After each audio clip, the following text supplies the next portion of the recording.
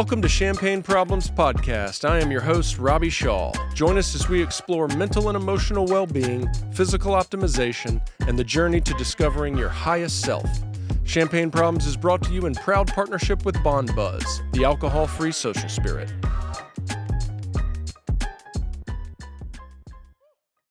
Molly Fienning, welcome to Champagne Problems down at Food and Wine Classic in Charleston. I love it. High fives. Thank you for having me, Robbie. Oh my God, that was fun. Audience won't see that, but that took, 12 tries? 1.5. One try. Thank you for joining me. I appreciate your being willing to participate. Anytime. Thank you for having me. Yeah, of course. You probably didn't have time to dig into my podcast, and that is perfectly fine. I'm not offended, but I started this podcast about 4 years ago, and it was very much in the alcohol space. Mm-hmm. I myself am in recovery, 18, almost 19 years, and I have a master's degree in mental health, have worked in the addiction space. I just am entrenched in that world. A lot of personal experience as well as professional and academic. Mm-hmm. And I wanted to create something that people could go to and not feel shame, not feel guilty, not have a finger pointing or wagging. And I created a mission around discussing alcohol, exploring alcohol as it relates to wellness. Mm-hmm. I love that. So that was kind of the little twist of it, so people would be more inclined to listening to it, as opposed to addiction and going into that world. And often I get described as a sobriety podcast, and it drives me insane because we're not a sobriety podcast. All right, so all that's the context. Then about a year ago, we shifted a little bit away from just alcohol and more into the mental health, wellness, physical optimization, journey of life space. That way we get to talk to everybody. Okay. I could have done that before we recorded, but thought I'd give you a little context. So let's do rapid fire. My first question will be your first live music concert and where? Oh my gosh, rapid fire. Jimmy Buffett, Madison Square Garden, 7th grade. Yes. 2 girlfriends and I. Fantastic. It was a blast. Madison Square Garden. No, did you grow up there? Yeah, I'm born and raised in New York City. In the city? But clearly had some kind of Southern in my roots. Absolutely. Because actually Cher might have been the first concert I ever went to with my parents. Sure. But my first concert without parents, like solo girlfriends, was Jimmy Buffett. And it was amazing. At the Garden, too. Phenomenal performer. And I don't know how old you are, but it must have been during some Jimmy Buffett heyday. I'm 44. And all right, good. Yes, so it was definitely, he's always, when was he not in a heyday for me? I feel like totally. But that's passed in a heyday too. 44, that's late 80s, early 90s, right? Yeah, early 90s. Yeah, I'm good for June. you. Do you read? I do read. What book would you currently be reading? I always have multiple. So I'm rereading one of my favorites, actually will probably be relevant in this book in terms of my own wellness journey, but Breaking the Habit of Being Yourself by Joe Dispenza. Dispenza. He's hot right now. I'm a big fan of his work. Yeah, and me too. His meditations. And then Rebellion by, I want to say, Cater, but it's a book about basically kind of the roots of the American experiment nation, and how that there was this dichotomy between sort of a desire for honoring what our founding parents or fathers called, unalienable natural rights, with the sort of I want our freedom away from, England, and we're so used to how we are here today. We don't want any rights or any rules that infringe on our rights, right. And how that actual push and pull has always existed, even though we're feeling it in a very pronounced way today in America. It's actually part of our fabric. What we've always done. And it's not a surprise. Right. So why are we surprised that it's polarized? We're not the worst we've ever been. Exactly. Right. It's actually always been this way. Right. So I think Rebellion speaks to it in a really thoughtful way. So for those interested. That's fascinating. Mm-hmm. And I can't go off on a side path because I would love to. We'll have another podcast. Yeah. Let's see. What do I like to ask? What's your favorite smell? I love an outdoor fireplace burning on a cold night. It's my favorite smell. Lovely. Lovely. Bonfire. What's your least favorite smell? Least favorite smell? Rotten eggs. I don't know. Yeah, that makes sense. anything rotten that's, anything. anything that's really like actually like bad. Those like hanging car things, like when you go into a car and they're like the hanging fat, like too fake strong. scents. Oh God, that's the worst. I grew like up in New York with black taxi cabs, ice. and it's like like couldn't breathe, roll down all the windows. It's change cabs. Yep. I lived in New York City for a while and remember those well because they were always blended with whatever food the driver was eating as well. It was just It's just so gross. cloying fake scent is not my jam. And then finally, the cerebral question is: if you could know the answer to anything, what question would you ask?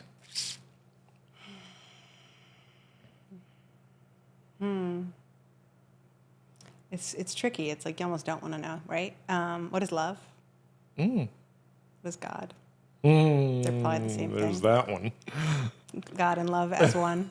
Mm-hmm. Something very esoteric. Yeah. I was talking to a guy recently and asked that question, and I was like, kind of determining how you would live if you did know the answer, and he just gave a great answer, and he was like, I wouldn't live any different. Doesn't matter. I live the way I should be living right now. That's exactly it's almost like we're not supposed to truly comprehend, I think, the magnitude of it all, or else it would just like blow our minds, right? It's like very meta, the mind comprehending the mind, right? So I think of us as like we are in consciousness and it's within us as well, and it's just it would be too intense. It would like blow us into a million pieces if we actually, for me, really knew the answer. We're meant to kind of be on a journey of discovery. Maybe there is no answer. Maybe. Yeah. Cool. I think there is an answer. There's probably an answer out there. Everything can be explained. Yeah. Or no, I just think it's consciousness. I think it's like the knowing knows it all. We just won't ever know it all because we're part of consciousness, not all of it. The collective. God. Love it. That's another path we could go down. All right, let's steer Isn't that backwards. why we're here? Yeah, it is. Let's do a little bio. Get to know you. Okay. I don't know you. Okay. I already know New York City. What part? Upper East Side, East 80s. Love it. I was on 58th between 1st and 2nd for 4 years. Love it. Yeah, good spot. A lot of action. And then what? All right, so you grew up there, and then what? Grew up in New York and loved it, and went to college in Cambridge, Harvard, and my childhood dream was always to be in the intelligence community, and so I kind of worked in tech for a little bit. I was a CS engineering major in college, and ended up at IBM, and then down in D.C. kind of pursuing international security and intelligence. Oh, wow. And re-met a college friend of mine and who was in the Marine Corps fighter pilot, and we fell madly in love. Southern boy from South Carolina. Nice. And 4 months later, I was engaged and a rural Mississippi military fiance. So half my cousins and friends and family still think I'm in the intelligence community because they were like, you just disappeared in Mississippi. That sounds like a perfect cover. I'm like, no, really, this is what we did. And as a result, because we were now kind of moving all over and living in very remote spots with the military, my work really became entrepreneurial by necessity. And I actually found that I am truly an entrepreneur at heart. I love starting things. I love the vision of something and making it real, and taking a concept and thinking about the branding and the customer and the look, feel, voice, purpose, mission. It's a puzzle. And so we started our first business with a couple college friends called Babiators. Made aviator sunglasses for babies. And we, that still exists today. The four of us still own a majority of it. Had our first son in New York, and then within a year realized we really wanted to raise children in Charleston. And so my ex-husband, but my ex was, we left active duty and settled in Charleston, and had a second child. And that pregnancy, all I wanted was oysters. And so our first date out was The Ordinary here in Charleston. That's a good spot. Tried the hot sauce there and thought it was the best thing I ever had. And so Chef Jeff, who was head of, I think he was chef de cuisine or executive chef at the time, under Lada, we met him, and a couple weeks later just sort of helped fund Red Clay, and as silent partners for 4 years. And in 2018, I stepped in as CEO of that business and have been CEO for 5 years.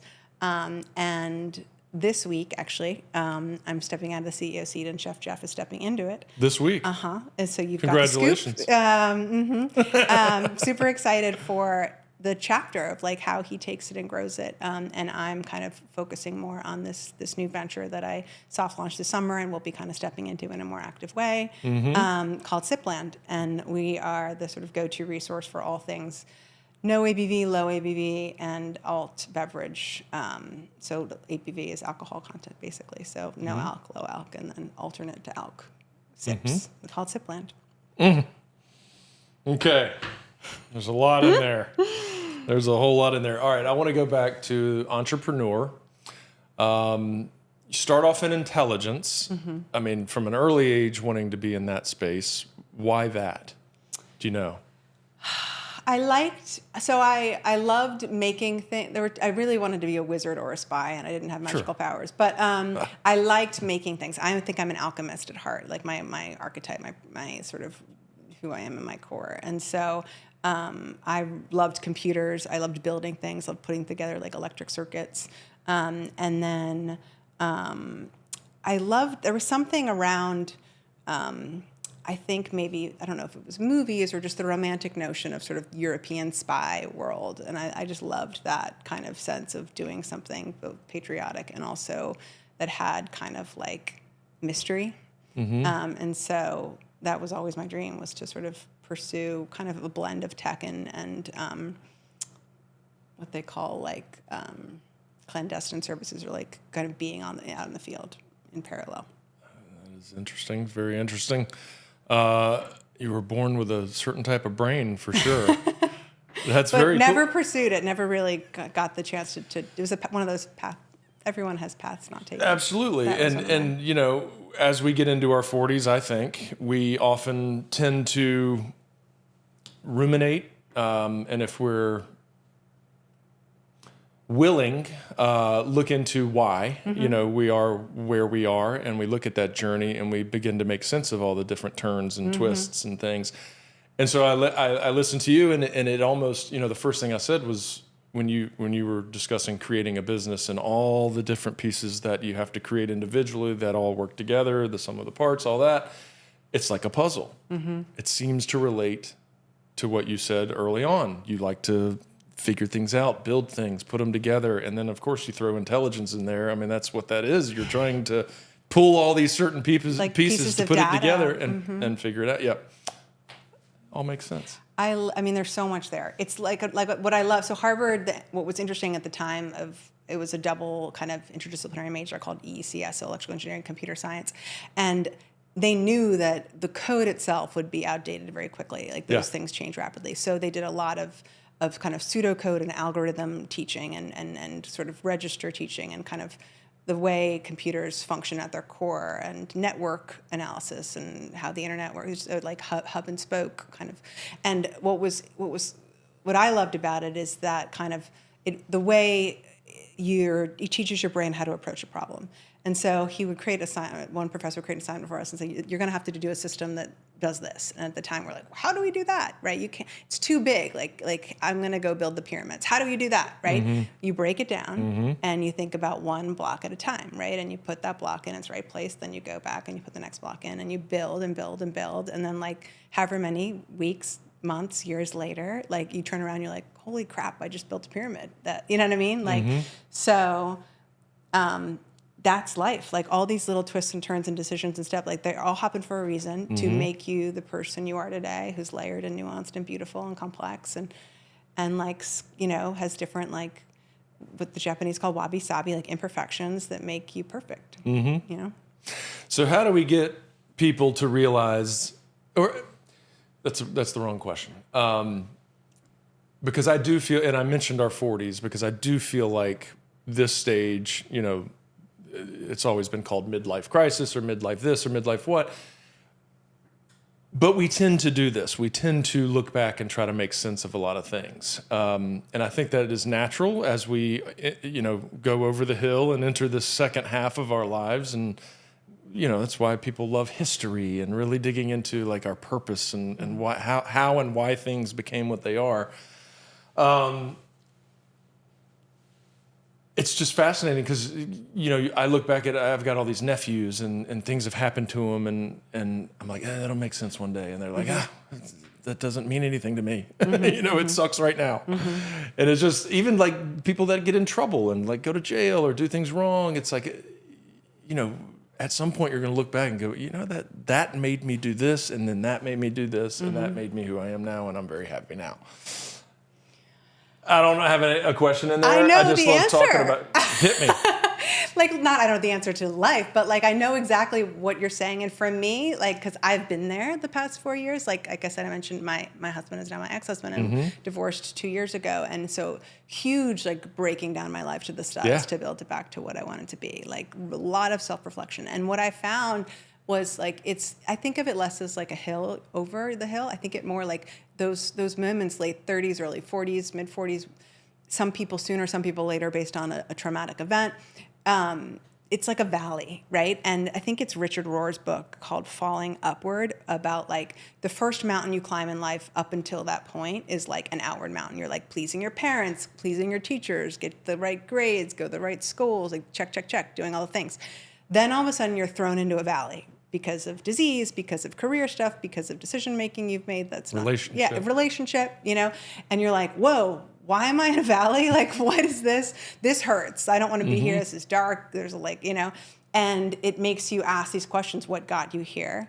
And, there is a fork in the road at that point where you can choose to like tune in and do the hard things to kind of really find your truth. And then a lot of people kind of numb out through alcohol or numb out through work or sex or food or reality television or shopping. But the people who choose to do the hard work of self-reflection and find their truth actually then have a second mountain to climb that's like an inward mountain and a personal journey. And I think, I know I'm just at the base of it, and I'm so freaking excited to be on it. So That's awesome. That's great. Similar in a different way, but I've got a very similar thing going on where, like I said, I've been in recovery, so it's kind of put me in the world of a lot of reflection, a lot of trying to understand and just filling myself with a lot of the why and who am I and where am I headed and all that. And like sitting with the stuff that hurts that you want to just avoid. Totally. Don't run from substance. Because that's the good stuff. Totally. That's the stuff that's going to get you where you're trying to get. Totally. And it's tools. It's just more tools in that belt. And you don't grow when things are easy. When things are easy breezy, you're like, keep it exactly as the same. This is great. When things are hard is where you're like, this hurts. I'm burning. I need to change for the better. Yep. I need to do something. Yeah. Yeah. Okay. Sipland. Gives a shit about Sipland. No, I'm kidding. No, I'll talk all day about all of it. I know. That conversation we were just in is just so fun. But let's move from it, and now let's go into, obviously, all that stuff does apply to now your new venture, your passion, your love, and creating something, all those bits and pieces, the entrepreneurship. God, there was one other thing I was going to say, and I can't remember it. But yes, all that. Oh, consumer goods. That's like your thing, right? Like apparently. Yeah. How'd you fall backwards into that? You're like, I guess that's my specialization at this point. But for me, I think more the branding and the finding an answer to a problem I get is really what I get jazzed about, is like the bridge between the consumer and the opportunity, than the physical good, right? But what I love about Sipland and super excited about this next journey is that it feels super aligned to like my lifestyle and all these changes I've made to tune in versus tuning out and questioning my relationship to alcohol and would love to talk about that specifically too, because I feel like it's part of this growing trend where for me, I've just chosen to sort of drink less and drink very discerning and thoughtfully, because I found a couple years ago, and I was never a big drinker, but was just consistent, poured the glass of wine at night at dinner or taking a bath or cooking or whatever. And through the divorce, when I was feeling sad or stressed or a lot of stuff going on, I would, the boys would go to bed or I'd put them to bed and then I'd pour the wine. And I just felt like all those feelings were festering under a glass of wine. And as opposed to being addressed, they were just like wine soaked, and again, even in small doses, intensifying, right? Yeah. And I was like, I want to feel these feelings. Yeah. And so that took me on a journey of like just playing with all these non-alc, low-alc alternate sips. And it's such an interesting industry. It's really burgeoning. A lot's out there, and it's only growing rapidly. I was looking at some of the stats on the way in because I was like, I should have some numbers. It was like $500 million industry right now, growing 7% a year, versus alcohol is, not shrinking, but the pace is slowed significantly compared to non-alc options and alternate options. And so much out there is not great right now. It's really like too sugary or bad ingredients, or I'd spend $150 on like the non-alc bottle shop, and it was like, I don't know if I like 80% of this. Yep. And so but there wasn't that one discerning kind of curatorial voice. And I, was talking to a friend of mine who is this incredibly talented designer, and I kept trying to get her on work on a project with red clay, and she was too busy with her other work. But we had coffee about this project about red clay, and she's like, oh, I don't drink anymore. And she's 25. I chose not to drink. It gives me anxiety. She's like, I'm Cali sober. I might play with other stuff, but like I have no interest in drinking alcohol. And you're seeing a whole wave of 20-somethings forego alcohol together, not even go down that path for different reasons, health reasons, or for her, again, it was just how it felt in her body. And so the two of us kind of saw this opportunity to be the sort of standard or curate the space, the super tight edit of what we think is the best of the best products. And that was the initial vision, was to be kind of an editorial.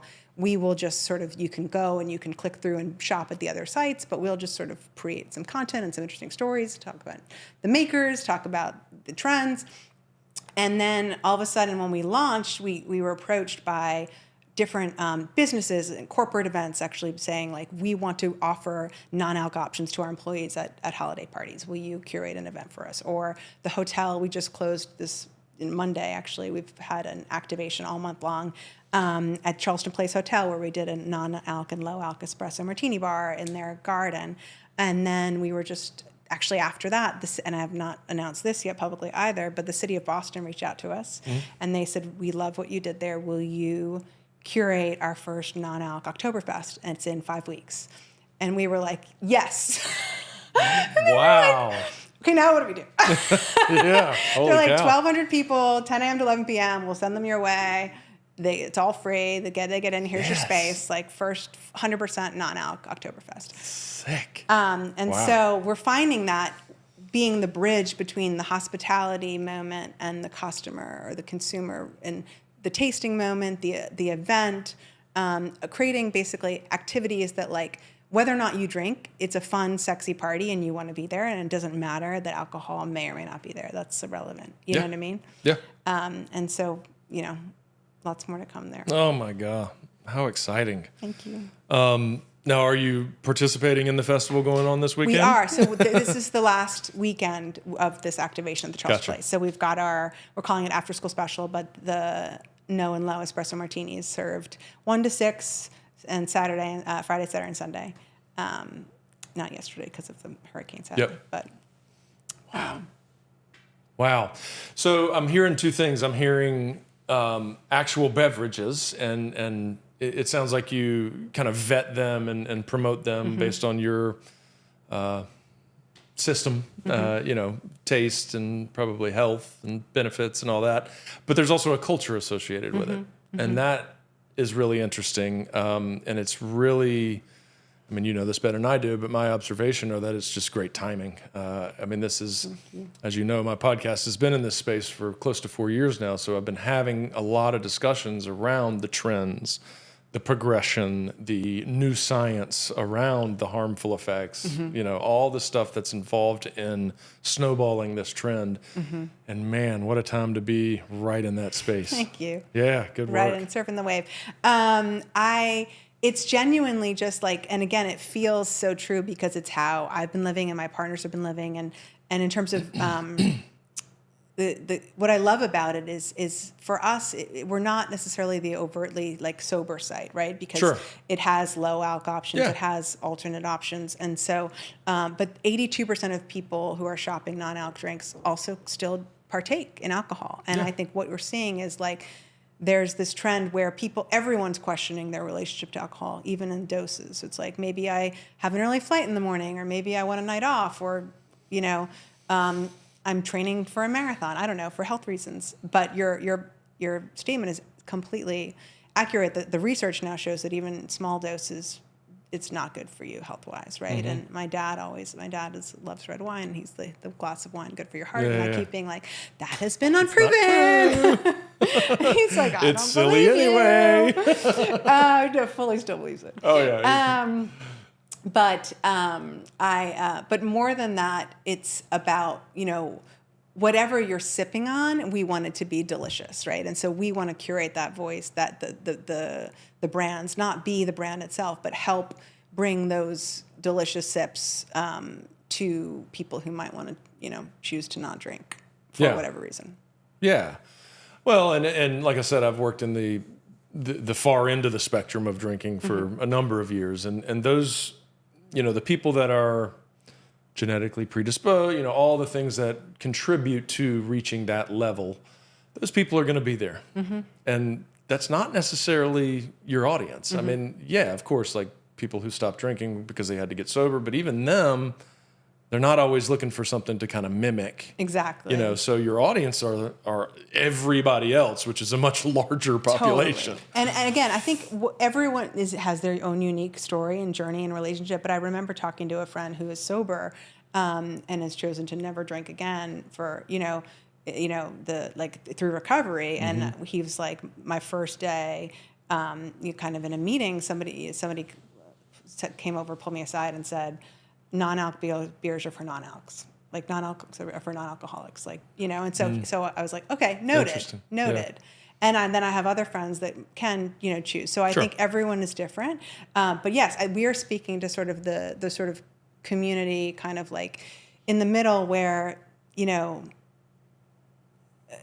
it's just I don't know what I'm saying here, but so more just like the group that like me, where I just, it's no longer serving my body for some reason, and I can go out and maybe have a sip of something, but I probably don't even need to. Like, it doesn't add value to my life in any way. And I appreciate like the making of a beautiful glass of wine, but it's sort of like, if I never have it again, like I'm going to be just fine. But I do want to still go to the bar and celebrate and sip and order something that tastes delicious and not feel like a child in the like virgin menu or the Sprite, mocktail menu, right? And so for me, the future of a hotel bar or any bar is like non-alc, low alc, and alternate are in equal fashion, displayed beautifully, equal billing on a menu, gorgeous ingredients with the options that taste delicious and are elevated. That's our dream, Sipland. That would be lovely.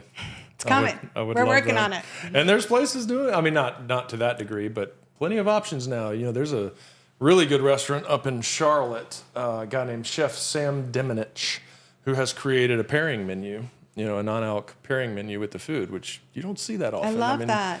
There's people doing it now, but he was one of the first I had heard. And I mean, it's, this goes with this dish, this goes with this dish. And it's phenomenal. I love that. And Chef Sean Brock, who used to be here, in Nashville, has that at his restaurant in Nashville.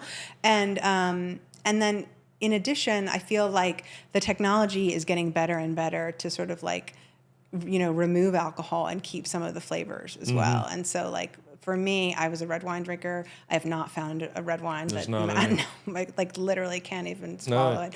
But there's some good sparkling rosés and sparkling whites that I feel like, for me, satisfy the itch. And Wolfer Wines is Joy Wolfer and her brother Mark are friends from New York, and they have a vineyard in the Hamptons, and they sort of make these beautiful wines in Germany and Europe and de-alkalize it. And her brother Mark really identified this trend early, and I think are leading some of my favorites in the wine space, because a lot of it just is not drinkable in my opinion. Here's my theory. Alcohol provides a fume, a vapor almost that goes up into your nasal passages, and you feel that when you drink alcohol drinks. My experience so far, and the reason why no wines can mimic that, because they don't feel thick, they don't have that way to taste it. The only way to achieve that is through carbonation. I mean, I'm sure somebody will figure out how to achieve that. But that's why the champagnes and the sparklings and the beers mimic very well what they're trying to mimic. That's so interesting. That's actually really true, because I'm not even a beer drinker. I never liked beer. And I love a non-alc, like a good non-alc beer. It's really refreshing. Tastes like a damn beer. Yeah. So I'm hoping they'll figure something out with the wine. Interestingly, the guy in Charlotte I just spoke about created it's very beet juicy heavy, but he's got it mixed with other things, and it very closely resembles a glass of red wine. Really? Now, it doesn't taste like it. Okay. But it feels like it, and it has a unique flavor, and it goes well with the food. And he bottles it, or it's just for the restaurant? No, it's just it's a beverage that he creates kind of in a vat. Oh, cool. I have to try that. It's good. It's so really part good. of also what we're doing, right now, I think because we're launching it, I feel like there are all these different paths Sipland can go down, and I don't know yet which one is the one that really will, I think, serve the community the most, resonate the most, and that's really where we want to lean. But we have this dream of doing kind of city guides where we're saying these are the best non-alc sips in the city. So we've got a Charleston one on our website. We're launching Nashville and Austin and Boston in the next month. And I feel like to say, okay, I'm visiting this city. I don't drink, but I want to go have a beautiful sip somewhere. What are the best ones? Or I'm going on a date and I don't want to have alcohol, but I don't want to just like go at 11 a.m. drink coffee with somebody. Like I, want to have something fun that's feels like kind of sexy, but still just, again, doesn't have alcohol. And so that's one of the sort of content arms that we've got on our website. Cool. Well, I'll connect you with Sam. Oh, thank you. Restaurant Constance is the name of the restaurant. He was homeless 8 years ago, and now has a restaurant about 3 blocks from where he used to beg. Oh, wow. It's amazing. the most incredible story you've ever heard. Amazing. And now he's just this brilliant chef. He just won Best Restaurant in Charlotte. So cool. Killing it. Yep. Man, I love it. All right, I'm going to ask one more question because it came up while you were talking, and then we can start to wrap it. You know how when you do something you don't want to do, maybe physically or even kind of therapeutically, there's a sense of, or I'll back up and say, you get somewhat of a rush, a positive feeling, a sense of accomplishment. I equate it to like ice baths. Have you ever done ice baths? Uh-huh. Yeah. So you get out and you just went through, it's pretty hellacious. Totally. It does not feel good when you're in it. Of course, people are like, oh, it feels great. No, it doesn't. After you're numb, it feels great. Yeah, after 50 seconds, you can numb out. But when you get out, you get that big rush. Mm-hmm. And I think it's the same thing if you go run a 5K, run a marathon, whatever your levels are, you do something that is tough. Like, David Goggins calls it intentional suffering. Mm-hmm. Go out and make yourself suffer. You get a reward for that. Mm-hmm. Do you think, and I thought of this when you said, I want to feel my feelings. Mm-hmm. I think often when we talk about this in the mental health space, people hear that and it sounds very brutal. It sounds hard. It sounds scary. I don't want to feel those feelings. Mm-hmm. They hurt. But if they knew, and if we were able to portray or explain that on the back end of feeling those feelings, you get that rush. Mm-hmm. It's just like you can't go too high without a low. You can't go too low without coming up from it. Totally. And you're going to feel good on that come up. And so I want people to know that when we talk about feeling our feelings and really not numbing out and going through the valleys, mm-hmm. there's a reward in that, and it mm-hmm. feels good. Oh my gosh, yes, there's so much there. I mean, I feel like, okay, so feeling your feelings.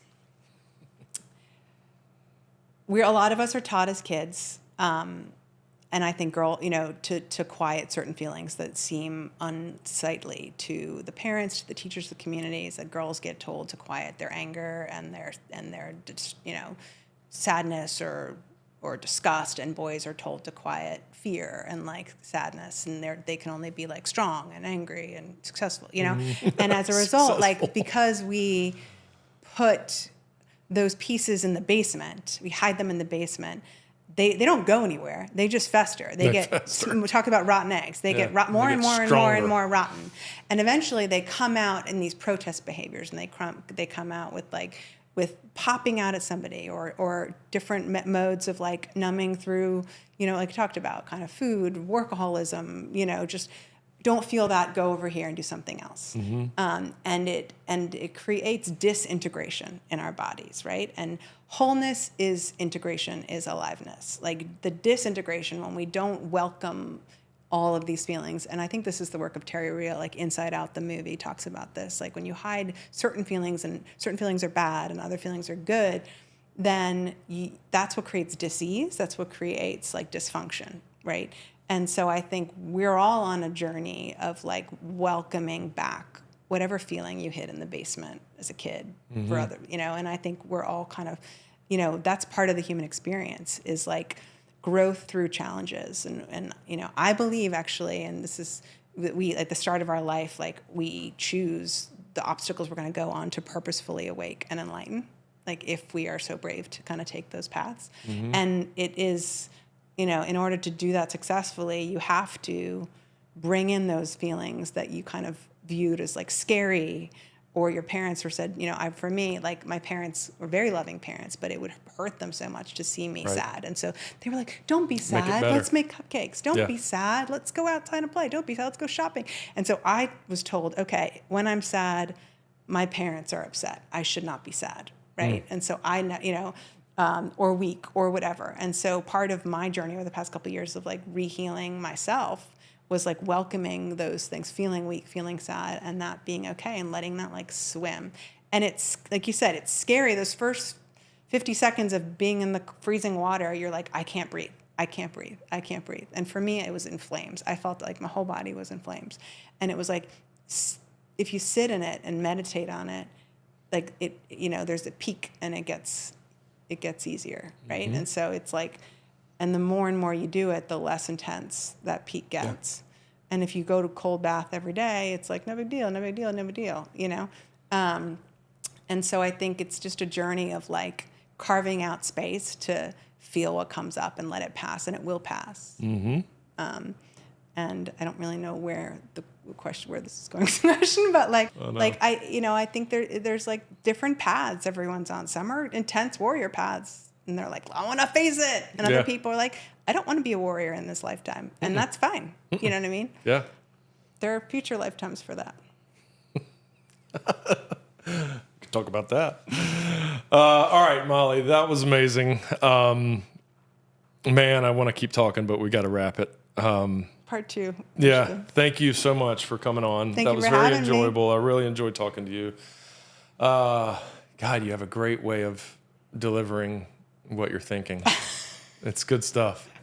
It's good stuff. Thank you. Congrats on the success. Congrats on Sipland, and I'm excited to see where it goes. I'm excited for your endeavor in Oktoberfest, non-alc Wish Oktoberfest. us luck. Wish us luck. Yeah, the announcement was made here.